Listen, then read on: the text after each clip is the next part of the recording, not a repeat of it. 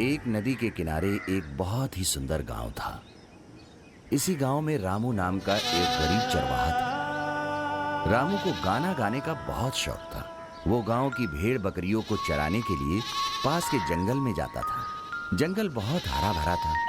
रामू अपनी बकरियों को चरने के लिए जंगल में छोड़ देता और खुद एक पेड़ के नीचे बैठकर गाना गाता। शाम होने पर वो बकरियों को लेकर गांव वापस आ जाता। इस काम के लिए उसे बकरियों के मालिकों से रोज एक सिक्का मिलता।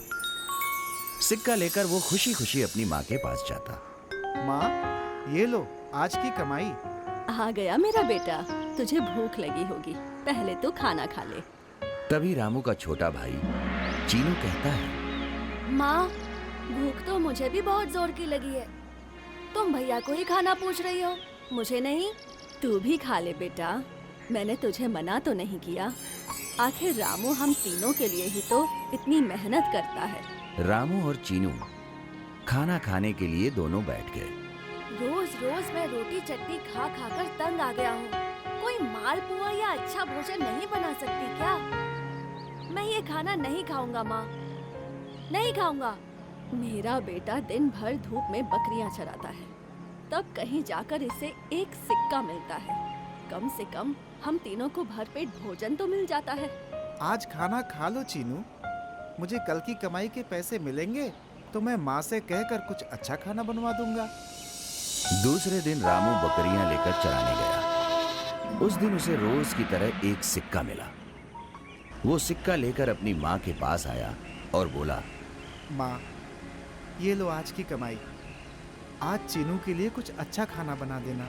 बेटा रामू, इस एक सिक्के से किसी तरह अपने घर का खर्चा चलता है। बना दो माँ। ठीक है। रामू और माँ की बात सुनकर चीनू खुश हो गया और माँ से बोला, माँ, मैं बाहर खेलने जा रहा हूँ, खाना बन जाए तो बुला लेना। ये कहकर चीनू खेलने चला गया। अगले दिन जब रामू भेड़ बकरियों को लेकर चराने के लिए जंगल में गया तो उसने देखा जिस पेड़ के नीचे वो बैठता था उस पेड़ को एक लकड़हारा अपनी कुल्हाड़ी से काट रहा है। ये देखकर रामू को बहुत दुख हुआ, क्योंकि रामू को उस पेड़ से बहुत लगाव हो गया था। उसने सोचा कि मुझे इसकी रक्षा करनी चाहिए। ये सोचकर उसने लकड़हारे को रोकते हुए कहा, लकड़हारे भाई, लकड़हारे भाई, मेरी बात सुनो, पेड़ को मत काटो। लकड़हारा रुक गया और बोला, तुमने मुझे पेड़ काटने से क्यों रोका? अरे भाई, मैंने तो तुम्हारी भलाई के लिए पेड़ काटने से रोका है। कैसी भलाई? कई साल पहले एक ऋषि ने एक चुड़ैल को श्राप दिया था। वो चुड़ैल इसी पेड़ पर आकर रहने लगी। जो भी व्यक्ति इस पेड़ को छूता है या काटने की कोशिश करता है, वो चुड़ैल उस व्यक्ति को जान से मार डालती है। अपनी जान बचाना चाहते हो तो जल्दी से भाग जाओ, अगर वो चुड़ैल आ गई तो तुम्हें मार डालेगी। रामू की बात सुनकर लकड़हारा अपनी जान बचाने के लिए वहां से चला जाता है। तभी उस पेड़ की आत्मा प्रकट हुई। मेरी जान बचाने के लिए बहुत बहुत धन्यवाद रामू, तुम बहुत अच्छे इंसान हो। तुम्हारे अच्छे कार्य से खुश होकर मैं तुम्हें एक उपहार देना चाहता हूँ। पेड़ उसे एक घंटी देता है। उस घंटी को देखकर रामू हंसते हुए कहता है, ये घंटी मेरे किस काम की? ये कोई मामूली घंटी नहीं है, ये जादुई घंटी है। इस जादुई घंटी से जो खाना मांगोगे वो तुम्हें मिल जाएगा। घंटी पाकर रामू खुश हो जाता है। अरे वाह, जादुई घंटी! धन्यवाद पेड़ महाशय। लेकिन एक बात का ध्यान रखना। क्या?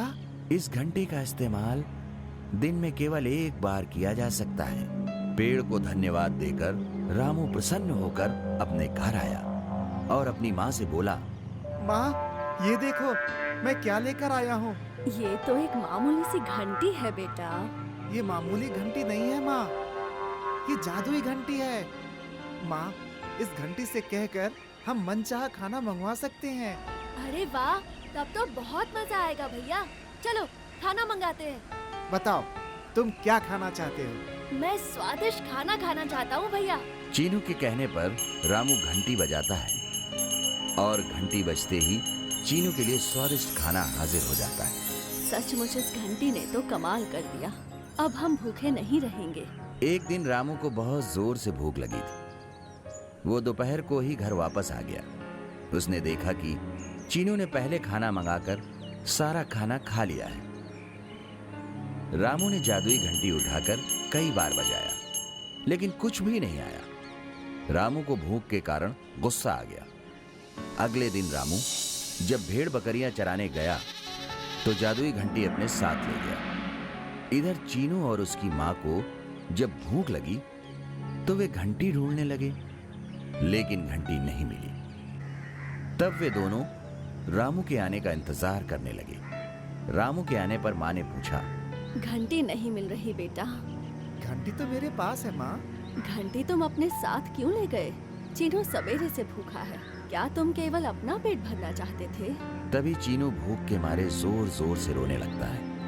ये सब देखकर रामू को अपने किए पर पछतावा होता है और वो बोलता है, मुझे क्षमा कर दो माँ, मुझसे गलती हो गई।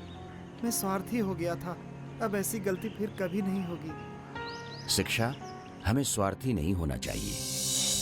हमारे YouTube चैनल को अभी सब्सक्राइब करें। नए वीडियोस देखने के लिए बेल आइकन जरूर दबाएं। आप हमारे वीडियोस पर अपना कमेंट जरूर दें। वीडियो को लाइक करके अपने मित्रों को शेयर जरूर करें।